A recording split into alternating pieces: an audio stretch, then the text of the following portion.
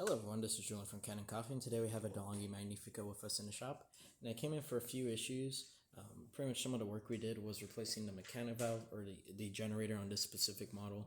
The other versions of the DeLonghi Magnificas, usually the small ones have the mechanic valve, but this one has a huge generator. Right on the top here we see this nice metal plate, and we replaced that.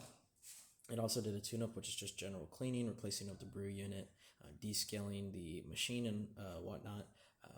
During that process, we ran into a few issues. One, with the display board, actually the power button wasn't working anymore.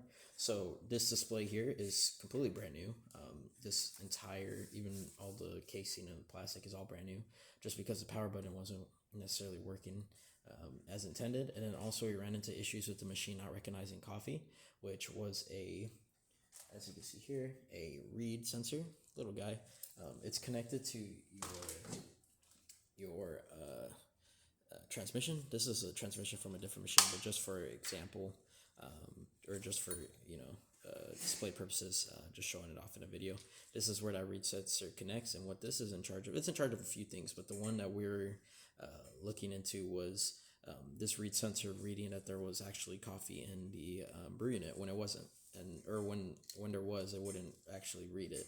So we had to replace this one, which is completely removing the bottom and then rewiring it, a new one into your old transmission. And yeah, after that, it works great. So we're going to quickly test. I'm just going to make a single shot just because we have a little tiny shot glass here. It's going to get into position.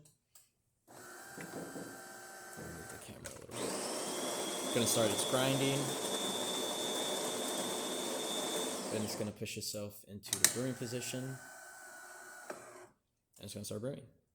So the first few seconds is going to be what we would consider some sort of pre-infusion, and then when the pump ramps fully, it will start pushing coffee out to the front. Again, we're just making a single shot just to show off that it is working. We're going to turn this off here just so we can show its steaming quality on the new generator. Turn this off, and then we're going to start running the steamer. Now it's going to shoot water for a few seconds, but that's just because the thermal block is rapidly heating up.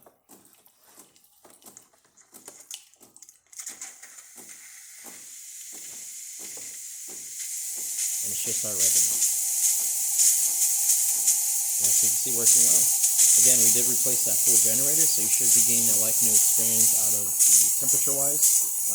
Just because after these machines get older and older, the